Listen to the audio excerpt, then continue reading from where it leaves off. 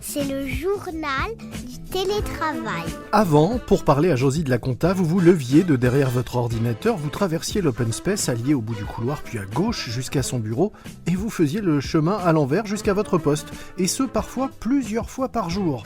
Mais désormais, quand vous voulez parler à Josie de la Compta, eh bien vous lui envoyez un mail, parce que quand vous êtes au bureau, elle est en télétravail, et quand vous êtes en télétravail, eh bien c'est elle qui est au bureau.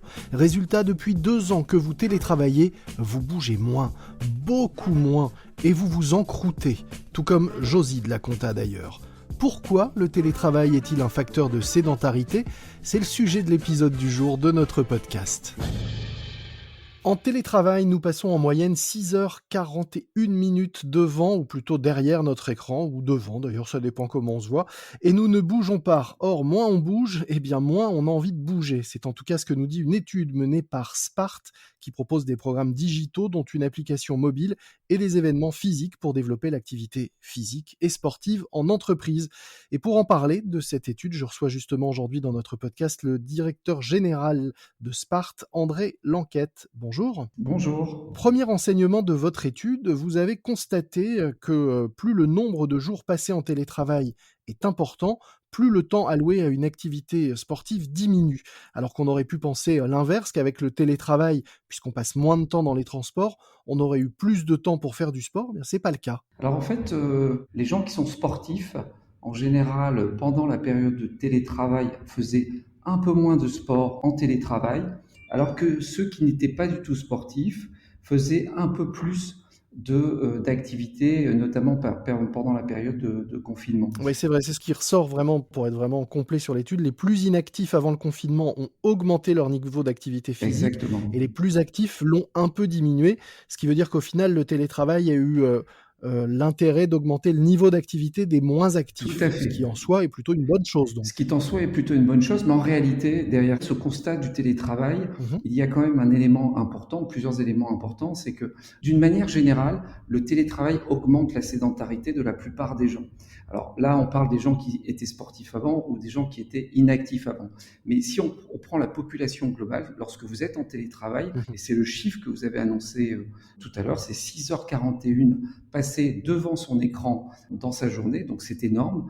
Et le niveau de sédentarité est évalué entre 6 et 7 heures. Il y a 64% des salariés qui restent assis au moins 7 heures et 78% au moins 6 heures. Voilà. Et si effectivement on estime que le seuil de sédentarité est à 6 heures, ça veut dire que 78% des gens qui sont en télétravail sont donc sédentaires pendant leur période de télétravail, ce qui est en fait colossal en termes de chiffres. Oui, parce que si on ramène à la journée complète, puisqu'il n'y a pas que quand on est en télétravail qu'on ne bouge pas, ça nous donne quand même un chiffre assez incroyable. Le temps sédentaire moyen journalier pour un Français est de 12 heures par jour. 12 heures. Oui, ce qui est énorme. Ouais. Donc on voit qu'effectivement, le télétravail qui globalement est quelque chose qui rentre dans les mœurs, et aujourd'hui, on voit bien que dans les entreprises, le télétravail s'est installé, la crise du Covid a accéléré finalement un mouvement global.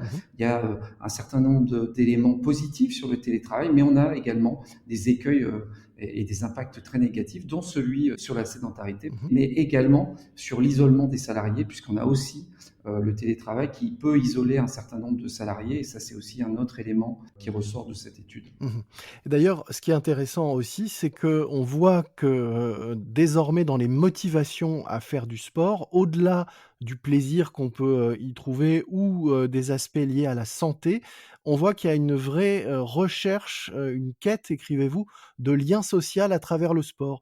Et ça, c'est assez nouveau. On voit bien qu'effectivement, l'activité sportive devient aussi l'occasion et le prétexte de se retrouver finalement. Oui, c'est vrai. On voit bien qu'aujourd'hui, lorsqu'on parle de santé, la définition de l'OMS sur la santé, c'est un état de bien-être au niveau de la santé physique, de la santé mentale et de la santé sociale.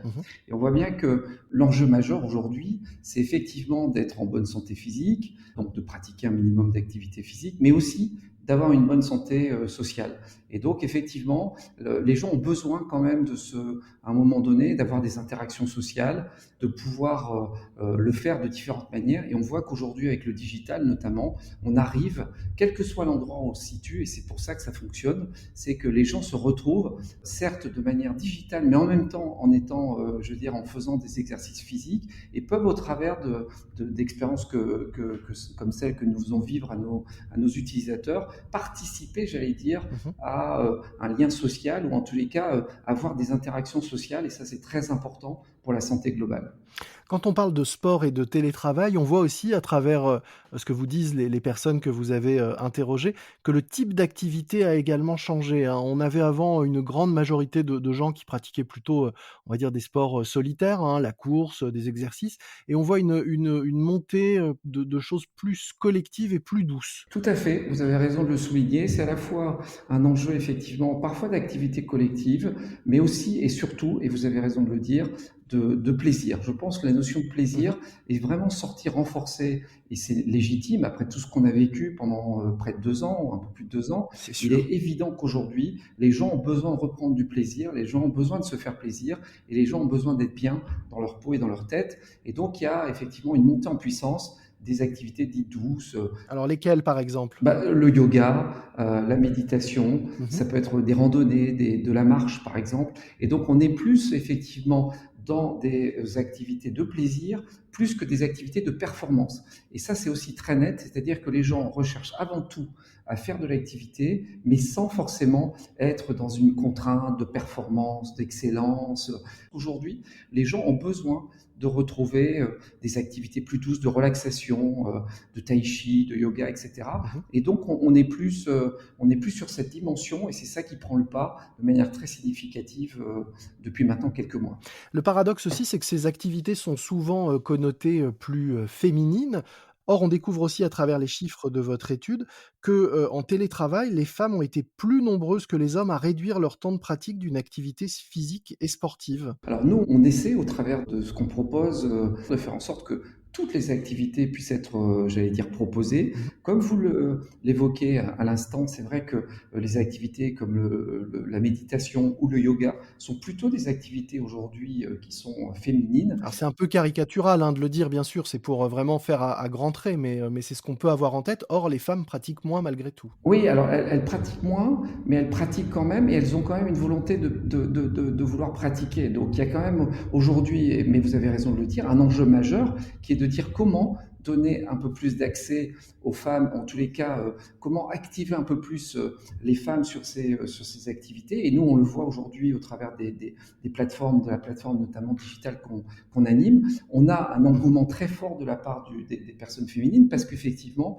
en général, elles sont, pour des raisons de vie professionnelle, de vie personnelle, un peu plus exclues, j'allais dire, de la partie de l'activité physique. Et donc, effectivement, quand on arrive à faire en sorte ou à proposer des activités physiques dans le cadre de de la journée de travail, ou en tous les cas quand ça peut Mmh. se faire dans le cadre de l'activité professionnelle, on a un engouement beaucoup plus fort de la part de la population féminine. Et ça, c'est un vrai enjeu sur lequel il faut évidemment essayer d'accentuer et d'améliorer parce que aujourd'hui, globalement, la population féminine est, d'une manière générale, un peu plus en retrait que la population masculine sur la partie l'activité physique et sportive. Alors le choix d'une activité, physique, la pratique, c'est souvent une affaire, personnelle et une question de choix personnel.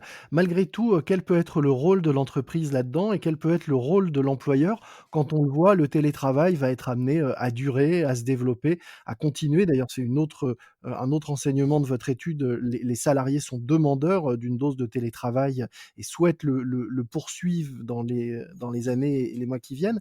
Mais quel est, dans ce cas-là, le rôle de l'employeur et sa responsabilité dans, le fait de rendre possible une activité physique et sportive malgré, le télétravail et la distance? Effectivement, si on interroge aujourd'hui les salariés d'une manière globale, il y a une volonté forte de continuer à faire du télétravail. Et aujourd'hui, le chiffre qui ressort de cette étude est de 2,44, donc en moyenne 2 jours et demi de télétravail par semaine. Donc on est à peu près souhaitent les salariés.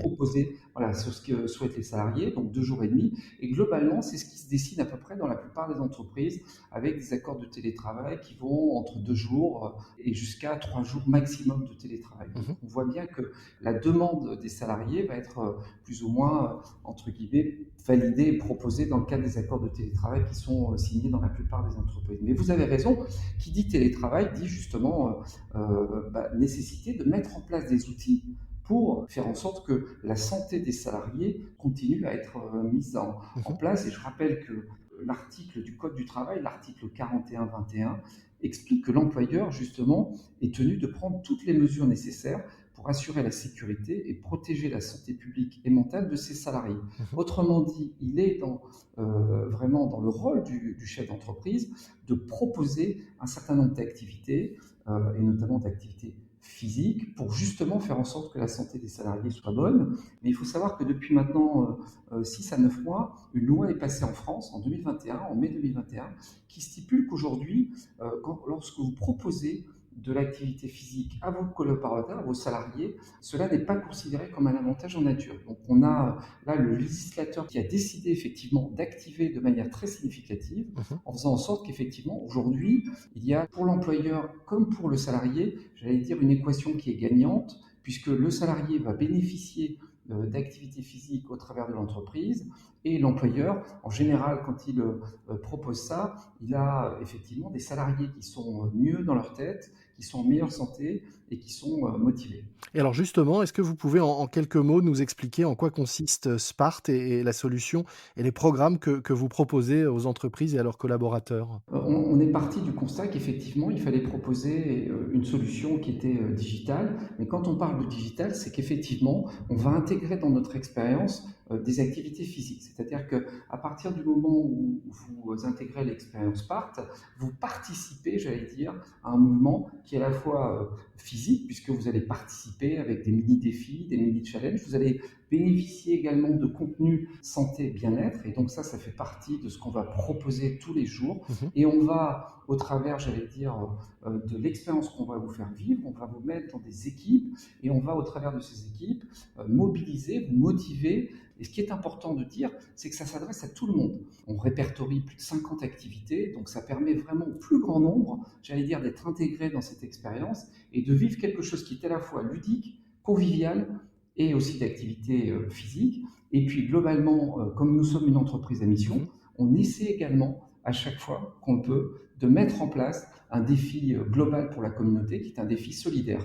Et donc on essaie également d'engager l'ensemble de la communauté sur un don qui sera fait à une association en complément de l'expérience qu'on va proposer aux utilisateurs. Et donc avec la volonté de faire bouger les télétravailleurs qui passent, on l'a dit, beaucoup trop de temps assis et beaucoup trop de temps derrière leur écran ou devant à travailler.